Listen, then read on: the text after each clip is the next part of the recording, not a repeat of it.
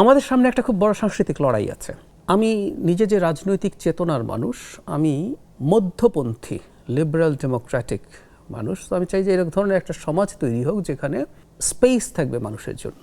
আমরা শেখ হাসিনার সময়কার একটা মারাত্মক রকম সাংস্কৃতিক, তার এক ধরনের ফ্যাসিস্ট চিন্তা, পরে মাফিয়া হয়ে গেল, চাপিয়ে দেওয়ার চিন্তা ছিল।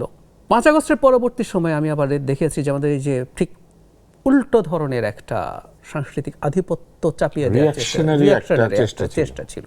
বাংলাদেশ এমন একটা রাষ্ট্র হবে যেখানে সাংস্কৃতিক কর্মকাণ্ড in all senses must be open to everybody. কেউ যখন এখানে এমন কিছু করবে যেটা আইন ভাঙবে, তার বিরুদ্ধে আইনি ব্যবস্থাই নিতে হবে, এবং এই সরকার এটা করবে। অন্তত আমি আমার জায়গা থেকে সেটা কঠোরভাবে চেষ্টা করব।